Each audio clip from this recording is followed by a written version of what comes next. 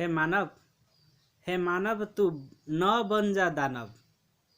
तेरे हाथों से किया हुआ कर्म तुझे ही भोगना पड़ेगा। मृत्यु के पहले फिर इतिहास एक नया लिखना पड़ेगा। मनुष्य क्यों आज मनुष्य को डरता है? मानव तो उसे कहते हैं आज जो मानव के लिए जान भी दे देता है। कवि मैथिली शरण गुप्त। आप जानते हैं मैथिली शरण गुप्त का जन्म चिरगांव झांसी में सन 1886 में हुआ था। तो उनकी पढ़ाई घर पर ही हुई। तो उन्होंने हिंदी के अलावा संस्कृत, बंगला, मराठी और अंग्रेजी में भी अच्छा ज्ञान प्राप्त किया। बचपन से ही वे कविता लिखने लगे थे। तो अपने जीवन काल में वे राष्ट्र कवि के नाम से प्रसिद्ध हुए। गुप्त जी का परिवार राम भक्त थे। तो उन्होंने स्नेह, प्रेम, दया, उदारता आदि मानवीय भावों को भी साहित्य के माध्यम से उजागर किया। आज हम जो मनुष्यता कविता के बारे में पढ़ने के लिए जा रहे हैं, ये मनुष्यता कविता में कविता में मनुष्य को महान बनने की प्रेरणा दी गई है। ये सबसे बड़ी बात है। इसी कविता में एक प्रेरणा है। तो मानव को महान बनने के लिए हम कैसे बनेंगे? तो उनके लिए हमारा कुछ कर्तव्य है। कवि कहते हैं कि जिसने इस धरा पर जन्म लिया है एक न एक दिन अवश्य मरेगा। तो इसीलिए हमें कभी मृत्यु से नहीं डरना चाहिए। हम जानते हैं यहाँ मर्त्य है, इसका नाम है मर्त्य। मरने के लिए हम आए हैं, पंक्ति में खड़े हैं। कब हमारा नाम आएगा मरेंगे। तो जानबूझकर फिर हम डरेंगे क्यों? कवि का कहना है तो हम ऐसे मरेंगे कि मरने के बाद भी अमर हो जाएंगे।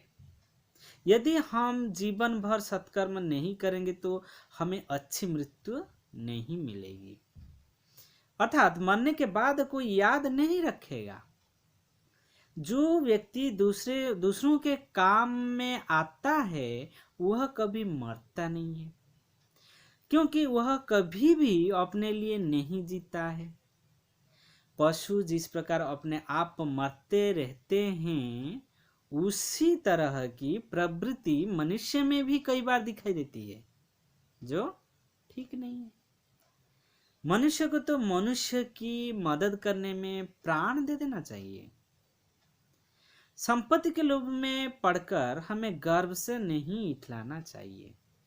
और एक बात हमें समझना होगा, मनुष्य के एक ही भावना हम सबके पिता, जो कि इस संसार को रचने वाले एक हैं, सभी के साथ हैं। तो इसीलिए हम सब जितने जीव इस संसार पर विचरण कर रहे हैं, हम सबका मालिक एक है। तो हम आपस में क्यों ऐसे भावना नहीं रख रहे हैं कि सहायता की भावना ऐसे क्यों नहीं रख रहे हैं? सबसे अच्छी कविता है, आगे देखिए। मनुष्यता विचार लो कि मर्त्य हो न मृत्यु से डरो कभी। मरो परंतु यूं करो कि याद जो करें सभी। हुई न यूं सुमृत्यु तो वृथा मरे, वृथा जिए मरा नहीं वही कि जो जिया न आपके लिए। वही पशु प्रवृत्ति है कि आप ही चरे, वही मनुष्य है कि जो मनुष्य के लिए मरे। रहो न भूल के कभी मदांध तुच्छ वित्त से, सनाथ जान आपको करो न गर्भ चित्त में। अनाथ कौन है यहाँ, त्रिलोकनाथ साथ हैं, दयालु दीनबंधु के बड़े विशाल हाथ हैं। अति विभाग्यहीन हैं अधीर भाव जो करे, वही मनुष्य है कि जो मनुष्य के लिए मरे। मनुष्य मात्र बंधु है यही बड़ा विवेक है, पुराण पुरुष स्वयं पिता प्रसिद्ध एक है। फलानुसार कर्म के अवश्य बाह्य भेद है, परंतु अंतरिक्य में प्रमाणभूत वेद है। अनर्थ है कि बंधु ही न बंधु की व्यथा हरे, वही मनुष्य है कि जो मनुष्य के लिए मरे।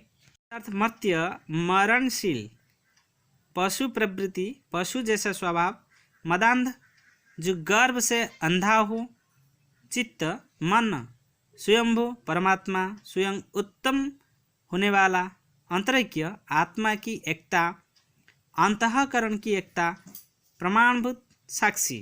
कविता एक भावात्मक कविता है जिसमें मानव को यह ख्याल रखना चाहिए कि हम यदि श्रेष्ठ जीव है तो हम दूसरों की सहायता करनी चाहिए। हम दूसरों की सहायता नहीं करेंगे तो हमसे कौन बड़ा है जो फिर दूसरे जीव के प्रति दया रखेगा। इसलिए विचार लो कि मरते हो न मृत्यु से डरो कभी।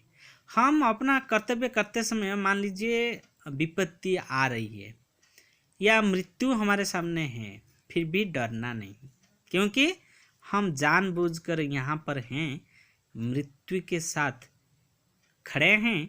कभी भी हमारे सामने मृत्यु आ सकती है, क्योंकि ये मर्त्य है, पहले से हम सब जानते हैं। विचार लो कि मरते हो न मृत्यु से डरो कभी। हम कभी मृत्यु से नहीं डरेंगे। मरो परंतु यूँ करो कि याद जो करे सभी। इसका मतलब नहीं मृत्यु से डरेंगे नहीं, इसका मतलब ये नहीं कि खेलते खेलते या जानबूझकर बिना कारण से हम जान दे दें, ऐसी कोई बात नहीं।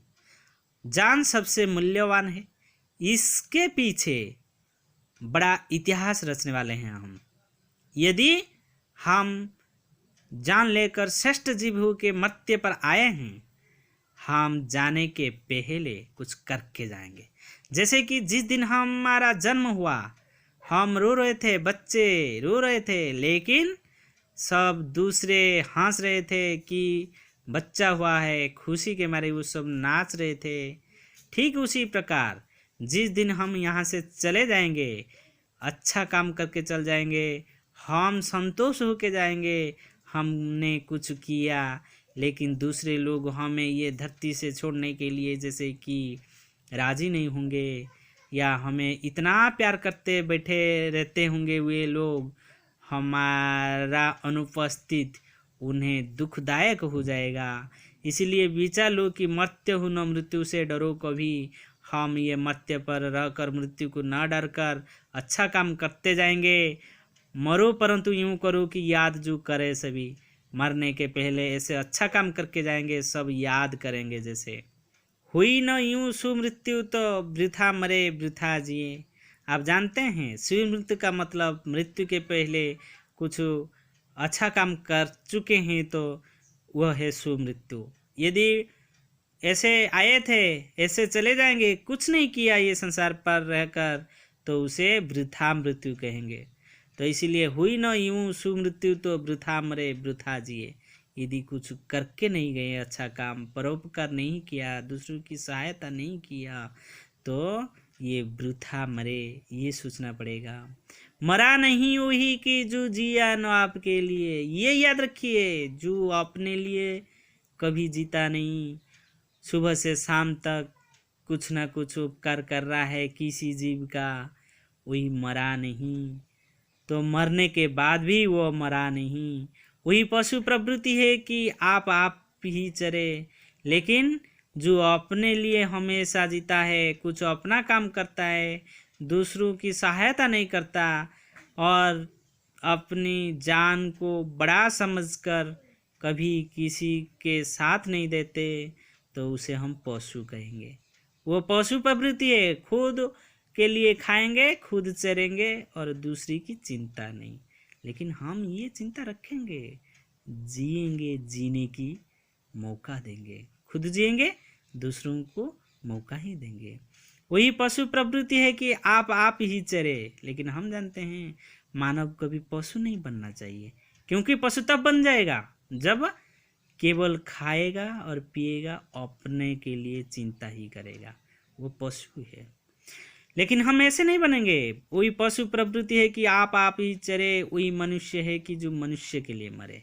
लेकिन याद रखिए, हम मानव के लिए कुछ सेवा ही करेंगे। हम जानते हैं ना, मानव की सेवा माधव सेवा मतलब भगवान की सेवा। रहो न भूल के कभी मदांध तुच्छ वित्त से। हम जानते हैं मानव कितने बार पौन कर सकता है कि मैं ऐसे अच्छा काम कर लूँगा, मैं आज से ये अच्छा काम करूँगा, लेकिन फिर भूल जाता है। क्यों? मदांध तुच्छ वित्त में, मतलब अपना जो धन संपत्ति है उनके कारण, गर्व के कारण, बिना कुछ नशे के कारण तो भूल जाता है अपना कर्तव्य। रहो न भूल के, ऐसे भूल के रहना नहीं चाहिए अपना कर्तव्य क्या है। सनाथ जान आपको करो न गर्भ चित्त में। और कभी कभी कुछ होते हैं, कहते हैं मेरे साथ बहुत आदमी है, मेरा बहुत बड़ा हाथ है, मैं ये काम कर सकता हूँ, वो काम कर सकता हूँ, मेरे लिए कुछ नामुमकिन नहीं है। लेकिन ऐसे नहीं बोलना चाहिए। अच्छा ये बताओ किसका कौन नहीं है? सब जिसके पास आप जानते हैं कोई नहीं, मैं ये बता सकता हूँ मनुष्यता कविता को देखकर उसके साथ स्वयं परम पुरुष, स्वयं त्रिलोकनाथ भगवान है। तो इसलिए हम ये गर्व नहीं करना चाहिए कि तुम्हारा कोई नहीं है, मेरा सब कुछ है, या मेरे पास बहुत सारा आदमी है, बहुत शक्ति है। ये सब बेकार है। अनाथ कौन है यहाँ? त्रिलोकनाथ साथ हैं। अरे भगवान तो सबके साथ हैं, कोई तो अनाथ नहीं है।